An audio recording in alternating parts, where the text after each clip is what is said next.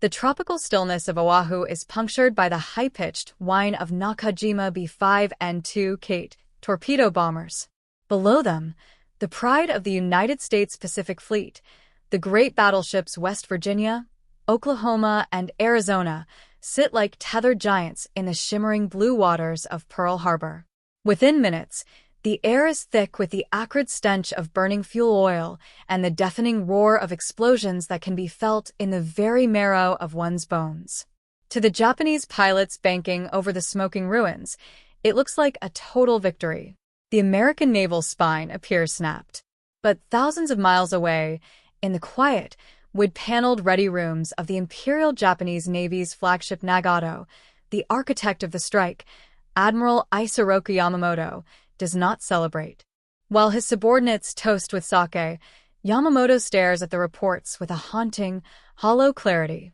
He knows the geography of the American spirit better than any of his peers. He had studied at Harvard.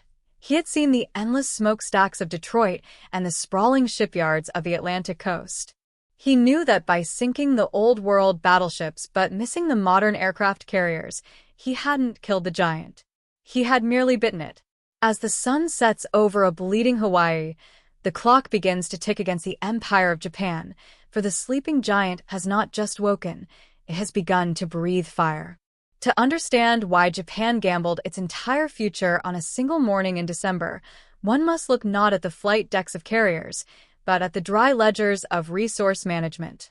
By 1940, the Empire of Japan was a paradox, a military superpower with the feet of a clay pigeon. For 3 years, the Imperial Japanese Army had been bogged down in the vast, unforgiving expanse of China. The China Incident, as it was euphemistically called in Tokyo, was a quagmire that drained the nation's treasury and, more importantly, its stockpiles of liquid gold, oil. Japan produced less than 10% of the oil it required to maintain a modern mechanical state. The remaining 90% flowed primarily from one source, the United States of America. In the halls of the Imperial Palace and the offices of the Ministry of War, a terrifying realization had taken hold. The Americans were no longer willing to fuel a Japanese war machine that was systematically dismantling the open-door policy in Asia. When Japan moved into northern French Indochina in 1940, Washington tightened screws. By the time Japanese boots hit the ground in southern Indochina in July 1941, President Franklin D. Roosevelt enacted the ultimate diplomatic weapon, a total embargo on all oil and gas exports to Japan. The clock was now officially running. The Imperial Japanese Navy calculated that without American oil, their fleet would be dead in the water within 2 years. Their industry would grind to a halt within 18 months. Japan faced a binary choice: withdraw from China and abandon its dreams of empire, or strike south toward the oil-rich Dutch East Indies. But there was a massive obstacle standing in the path of the southern advance: the United States Pacific Fleet at Pearl Harbor and the American-controlled Philippines. In the minds of the Strike South faction, led by General Hideki Tojo, war was not a choice, but a biological necessity for the nation's survival. They viewed the United States as a decadent, divided nation, a collection of shopkeepers and jazz listeners who lacked the Yamato spirit, the spiritual indomitability of the Japanese warrior. They believed that a single, devastating, decisive battle would shatter American morale, forcing a negotiated peace that would allow Japan to keep its conquests. It was a strategy born of desperation and a profound miscalculation of the American character. While Japanese diplomats in Washington engaged in hollowed-out negotiations, the Kido Butai, the first air fleet, was already training in the secluded, fog-shrouded waters of Haido Kappa Bay. They practiced low-altitude torpedo runs and horizontal bombing, perfecting a surgical strike that would, in theory, buy Japan the time it needed to fortify the greater East Asia co-prosperity sphere. They weren't looking to conquer Washington. They were looking to build a wall of islands so formidable that the Americans would simply lose the will to tear it down. As the final days of November 1941 ticked away, the Hull Note arrived, a formal American demand that Japan withdraw from China and Indochina. To the Japanese High Command, this was an ultimatum that equated to national suicide. The die was cast. The fleet was ordered to move. They sailed under a veil of total radio silence, crossing the North Pacific in the shadow of winter storms, carrying with them the fate of an empire and the fuel for a fire that would eventually consume their own cities. While the tactical planners focused on the coordinates of Battleship Row, a deeper, more dangerous delusion was manifesting in the Japanese War Ministry. They were not merely planning a battle. They were betting against the laws of physics and the sheer mathematics of industrial output. In 1941, the United States possessed a gross national product, GNP, nearly 10 times larger than that of Japan. The U.S. produced 12 times as much steel, 5 times as much coal, and an astounding 700 times the amount of oil. Admiral Yamamoto was one of the few who looked at these numbers and felt a cold shiver of reality. He famously warned the cabinet, "If I am told to fight regardless of the consequences, I shall run wild for the first 6 months or a year, but I have utterly no confidence for the second or third years." His warning was dismissed as the defeatism of a man too westernized by his time abroad. The prevailing military philosophy in Tokyo, known as Seishin, suggested that Japanese spiritual superiority would overcome any material disadvantage. They believed the American public, pampered by consumerism, would recoil at the sight of high casualty counts and demand an immediate end to hostilities. This fundamental misunderstanding of the American giant extended to the technological and logistical realm. The Japanese viewed their equipment, like the legendary Mitsubishi A6M0, as a masterwork of craftsmanship. And it was. The Zero was lighter, faster, and more maneuverable than anything in the American inventory at the start of the war. However, it was built like a fine watch. It was difficult to mass-produce and offered almost no protection for its pilot. In contrast, the American industrial machine was designed for the assembly line. While Japan treated its veteran pilots as irreplaceable gods of the air, the United States viewed its pilots as the first wave of a massive, standardized training program. By late 1941, the Two-Ocean Navy Act had already been passed by Congress, authorizing a gargantuan expansion of the fleet. The Japanese knew this. They knew that by 1943, a tidal wave of American ships would begin to slide off the slipways of Kaiser shipyards and Newport News. Their entire strategy, therefore, relied on a knockout blow. They needed to destroy the Pacific Fleet so thoroughly that the United States would be forced to negotiate before its industrial engine could even shift into gear. They were playing a game of poker where they had a strong starting hand, but their opponent had an infinite stack of chips behind the table. On the morning of December 7th, as the first bombs fell, the Japanese were not just attacking a base, they were attempting to freeze time. They needed to stop the future from arriving. But as the USS Arizona vanished into a fireball that claimed over 1,100 lives, the Yamato spirit did not encounter a broken, retreating enemy. Instead, it met something the Japanese leadership hadn't accounted for: a cold, industrial rage. The American public didn't sue for peace. They lined up at recruitment offices. The shopkeepers and jazz listeners the Japanese had mocked were suddenly transformed into a singular, focused workforce. The giant was not just awake, it was already walking toward the factory floor.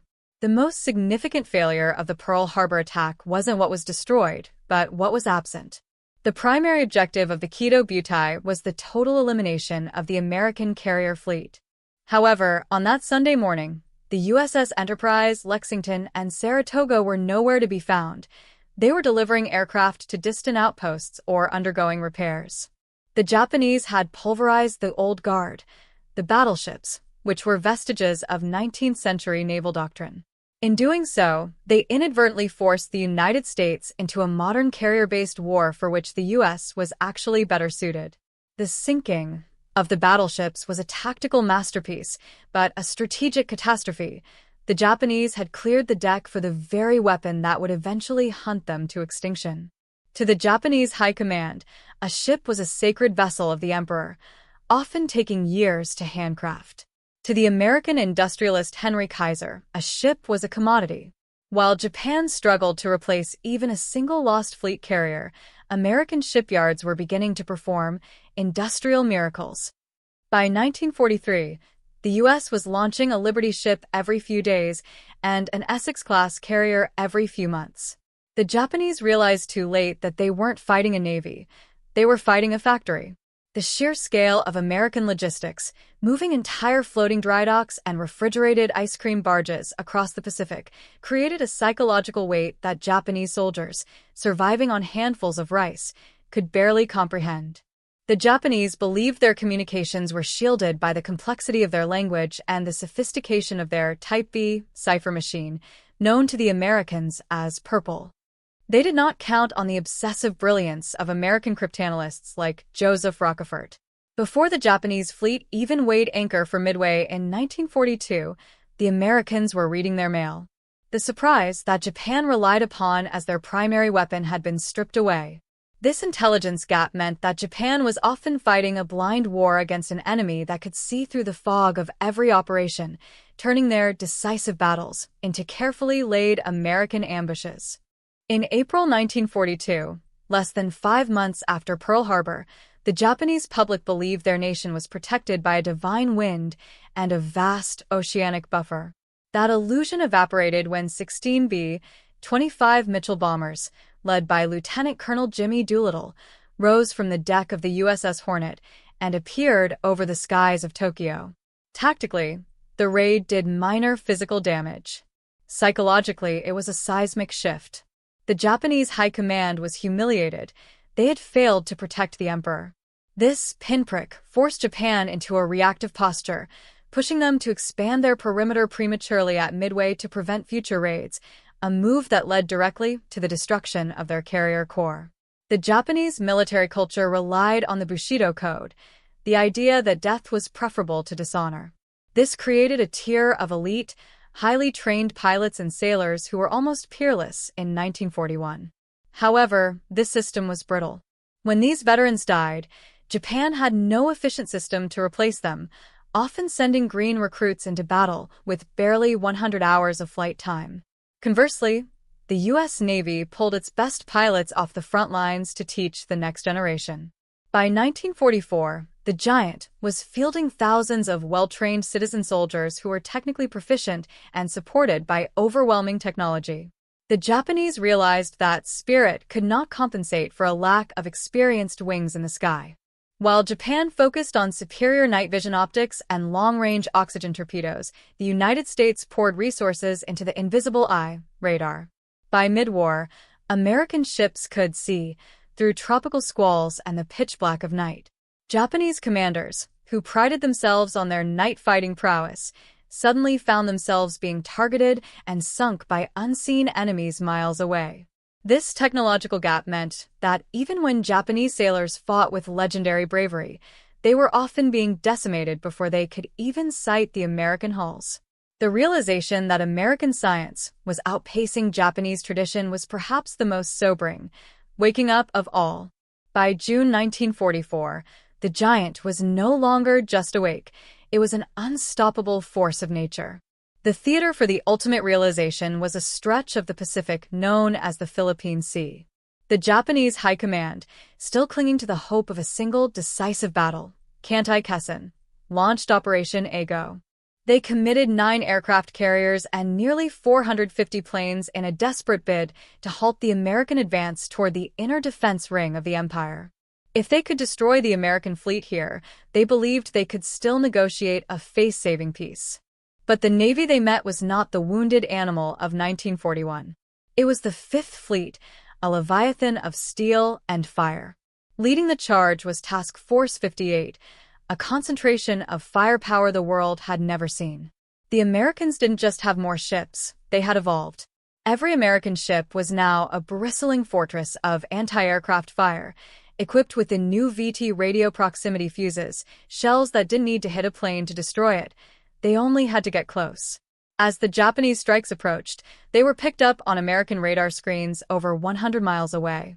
The American response was so efficient, so utterly dominant, that an American pilot famously remarked over the radio, "Hell, this is like an old-time Western turkey shoot." The Great Marianas Turkey Shoot was the moment the myth of Japanese aerial parody died forever. In a single day, Japan lost nearly 300 aircraft. The Americans lost 30. The Japanese pilots, many of whom were teenagers with only a few weeks of training, were swatted from the sky by seasoned American veterans flying the F-6F Hellcat, a machine designed specifically to outperform the Zero in every metric. By the time the sun set on June 19th, the Imperial Japanese Navy's carrier air arm had ceased to exist as an effective fighting force. The realization began to trickle down from the admirals to the sailors. They were no longer fighting a war of maneuvers. They were being erased by a superior civilization of machines. The giant had brought an industrial assembly line to the battlefield, and the Japanese were the raw material being consumed.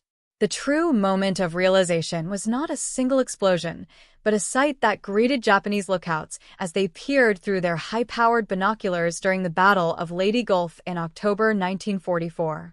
For years, the Imperial Japanese Navy had prided itself on having the largest, most powerful battleships in history, the Yamato and the Musashi. These 72,000-ton behemoths were the physical embodiment of the Yamato spirit.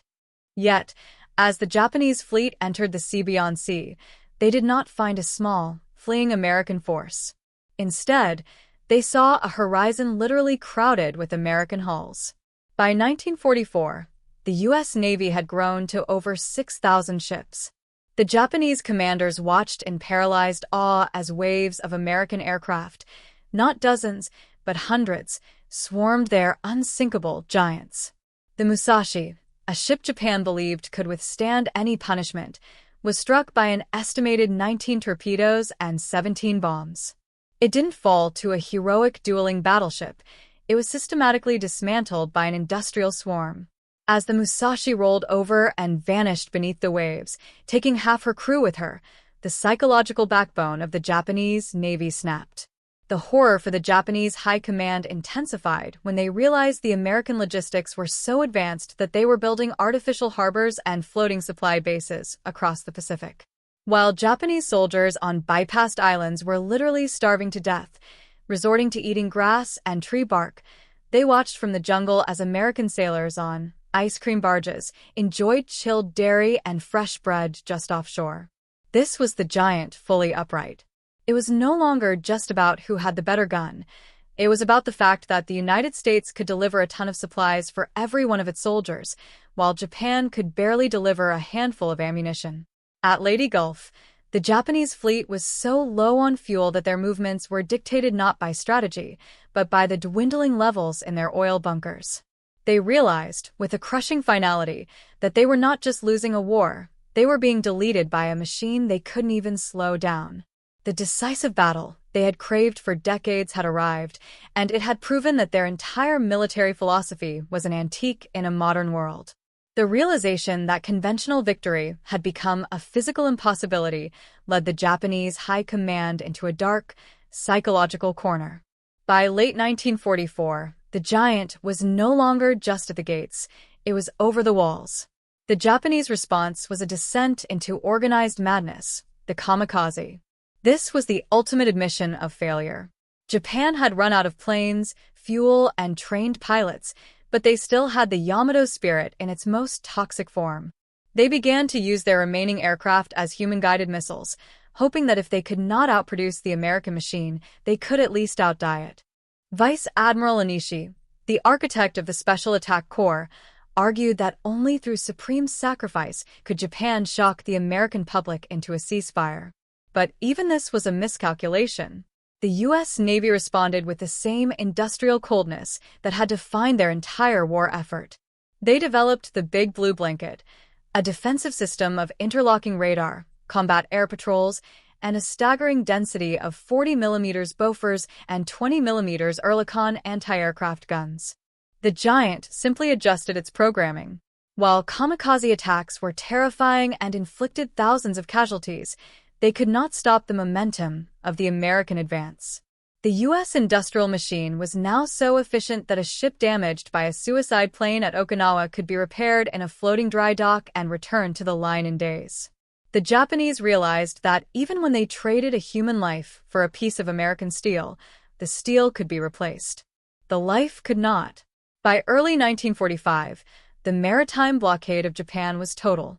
The American submarine fleet, a silent service that had been steadily strangling the home islands, had sunk over 50% of Japan's total merchant marine. Japan was a nation of islands that could no longer reach the sea. The iron, rubber, and oil needed to sustain even a defensive war had stopped arriving. In the factories of Nagoya and Tokyo, machines fell silent because there was no coal to fire the furnaces. The giant had wrapped its hands around the throat of the empire and was slowly, methodically, squeezing. By the spring of 1945, the giant reached the final stage of its awakening, the total industrial destruction of the Japanese home islands. The realization of defeat moved from the admiralty to the average Japanese citizen. It arrived in the form of the B-29 Superfortress. These aircraft were the pinnacle of American engineering, pressurized, high-altitude bombers that Japan had no defense against. Under the command of General Curtis LeMay, the U.S. began a campaign of strategic firebombing that targeted the very heart of Japanese production, the decentralized cottage industries, where parts for Zeros and machine guns were manufactured in family homes. The night of March 9 to 10, 1945, remains the deadliest air raid in human history. Operation Meeting House saw over 300 B-29s drop incendiary clusters over Tokyo. The resulting firestorm incinerated 16 square miles of the city and killed over 100,000 people in a single night, more than the initial deaths at either Hiroshima or Nagasaki. To the Japanese people, the sight of the silver bombers glinting in the sun, untouchable by their own fighters, was the ultimate proof that the giant was not just stronger, but existed on a different technological plane of existence. The final psychological blow came not from the air, but from the sea once again. By July 1945, the U.S. Navy's Third Fleet was cruising openly off the coast of Japan, bombarding industrial cities with 16-inch shells. Admiral William Bull Halsey's fleet was so dominant that it treated the Japanese coastline like a practice range.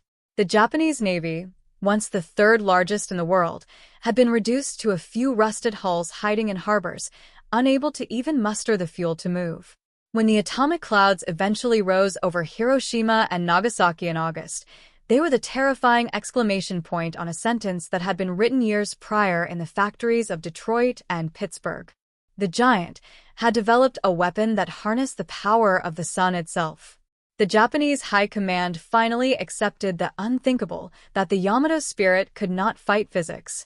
The surrender on the deck of the USS Missouri, a ship named after the president's home state and built in the very yards Yamamoto once feared, was the final, silent acknowledgement that Japan had tried to fight a war against the future, and the future had won. History often remembers wars as a series of tactical maneuvers and heroic charges, but the conflict between the United States and Imperial Japan was, at its core, a clash of two different eras. Japan entered the war with a 19th-century mindset of decisive battles and warrior codes, believing that the sheer will of the human spirit could bend the trajectory of steel and fire. They looked at the United States and saw a fractured, soft society. They failed to realize that the giant was not just a military power, but a systemic one.